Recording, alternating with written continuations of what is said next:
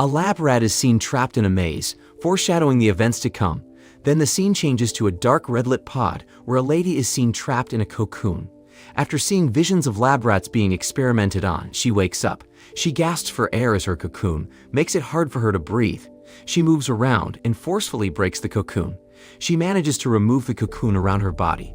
After removing the cocoon, she sees that her body is strapped in with medical devices. She removes some of them, feeling pain in the process. After removing the devices, the cocoon and devices withdraw from her. She gets her bearings and starts to cry out for help. Nobody answers as she starts banging inside the pod. Suddenly, the pod lights up and introduces itself as Milo. She asks Milo what's happening as she can't remember anything. Milo tells her that she is inside a cryogenic pod. Milo also points out that her pod is broken and the oxygen level is depleting. She asks him to let her out, but Milo could not grant her request. She then remembers parts of her memories of her being brought to the hospital. She thinks that she is in the hospital and continues to call for help outside. Unfortunately, nobody replies as she is seen isolated, judging from her pod's ventilation system. She calms down and thinks about other ways to get out. She asks Milo if her broken pod is reported to the respective personnel. Milo tells her that her pod's defect has been reported, but no response about it is received. She starts panicking again as she gets claustrophobic. She starts hallucinating, seeing visions of labs and experiments. Suddenly, visions of her past with her friends and families come into view. As she calms down, she tries to find out about her identity. She asks Milo what her patient's registry is, and Milo replies that she is Omicron 267. She tries to dig deeper and asks for the full details of her label Omicron 267. Milo only replies with her being Omicron 267 and does not give any other information. She instead asks for Milo to show her appearance. She then looks and inspects her appearance in a hologram. Suddenly, visions of her husband come into view. She asks Milo one more time about her name, but he still doesn't comply. She gives up on asking and proceeds to try to recollect her thoughts. She remembers a vision of her daughter playing in a forest. As she tries to dream about her visions in her sleep, Milo interrupts. Milo tells her that her oxygen level is decreasing and advises her to reduce her consumption. She then gets a vision of her gasping for air if oxygen runs out. A lab rat is also seen having the same condition as her in the vision. She tries not to think about it and asks Milo why she is in the pod. Milo offers her medical diagnosis. She accepts and Milo proceeds to search for her diagnosis. However, the medical diagnosis is unavailable. She then begs Milo to let her out of the pod. Milo almost let her out, but she lacks the proper admin password to unlock the pod. She panics as she keeps banging on the pod, demanding Milo to let her out. She then thought of an idea to call the outside using Milo. After a while, she manages to get in touch with the police. The police operator asks about her situation, and at first, the operator doesn't believe her because of her lack of identity. However, he eventually realizes she is being serious and learns that she doesn't remember anything. She panics, but the operator calms her down and instructs her to help her escape. The operator asks her about what she remembers first. However, she insists that she can't remember anything. The operator then asks for her location, but she tells him she doesn't know. She then asks Milo for the location of the pod. Milo replies that it is unavailable. She asks the operator if he could track the call instead. However, the operator says that tracking her is difficult. She thinks that she can't be tracked because she might be underground. She panics thinking about this, and the operator calms her down again. The operator then asks for the model of the pod. This will serve as an alternate tracking method for her. She tells the operator the model ID, which is made by creosolide. The operator tries to track it but still has difficulties. The operator decides to bring her incident to his superior. She gets anxious because of the silence when her call is transferred to another line. Suddenly, her call gets disconnected and she becomes anxious. She tries to solve her identity problem instead of as a distraction from her anxiety. She thinks of commands to give to Milo so she can find out her identity. She decides to command Milo to run a DNA scan on her. Milo's DNA scan is completed and shows her much information about herself from the DNA scan. She discovers that her full name is Elizabeth Hansen, Liz for short, and that she is a scientist. She starts remembering the rest of her memories. However, Liz is interrupted when an explosion from outside her pod alerts her. She starts calling outside for help in case there are people near the area. Suddenly, Liz gets a new call from Captain Moreau, her new contact from outside. Moreau asks about her situation in full detail. Liz explains about her defective pod, and Moreau asks her about its oxygen level. Liz tells him that her oxygen level is at 31%. However, Milo gives her the bad news that she has 72 minutes left to reach oxygen level 0 if she breathes moderately. Moreau hears this and starts interrogating her for a potential suspect who might have trapped her there. Liz doesn't suspect anyone that might want to hurt her. Instead, she thinks that Moreau is hiding something from her. She becomes uncooperative, thinking that they are the ones trapping her. Moreau insists that they are here to help find her, but it's just that she can't be located. Moreau reveals that the manufacturer of her cryogenic pod stated that the unit was destroyed a long time ago. This revelation shocks Liz as she goes into full panic mode. Her heart rate starts skyrocketing and her breathing increases. Moreau tries to calm her down before she accidentally depletes her oxygen.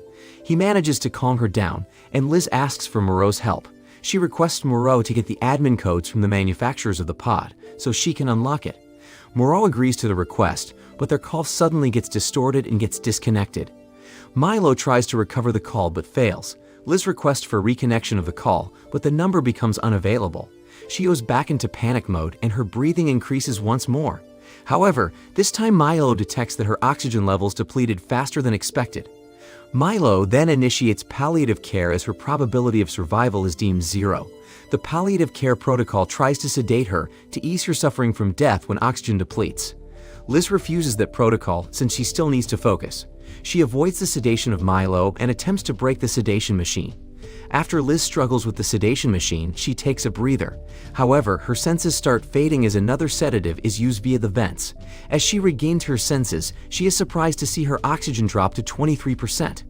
Milo tells her that 17 minutes have passed since the disconnected call. Liz loses hope for Moreau's help and decides to solve her problem herself. Liz commands Milo to show her articles about herself in hopes of finding someone close to her. She finds out that she is a cryogenic scientist experimenting on an unknown life form. Liz then checks her social media and finds out that she is married. She swipes and looks at her album with her husband. She recalls her happy memories with her husband in her imagination. Liz then asks Milo to call her husband's number. As she manages to reach his number, she is greeted by a woman. The woman is confused about Liz as she introduces herself and her husband. The woman on the other line hangs up, and Liz attempts to call again. However, the woman then blocks Liz's call. Milo suddenly warns Liz that her oxygen level has dropped again to 21%. Liz then tries to get around inside the pod to release her bindings. As she frees her legs from the bindings, she tries to force her way out of the pod. She is surprised to see a lab rat beside her near the wirings. Liz realizes that it was just a hallucination and continues to force her way out of the pod. She suddenly has an idea involving the sedation machine. She fakes her need for a sedative and lures the machine. As the machine gets closer to injecting the sedative, Liz attacks it. After catching the machine, she pulls apart the needle of the machine. Liz uses that needle to cut the soft lining of the pod to escape. Milo initiates protection protocol damage when the pod experiences a breach. Milo shocks all linings of the pod and makes Liz stop her escape plan. She has a mental breakdown as she can't find a way to escape. Moreau interrupts her sad moment with the good news of getting her out.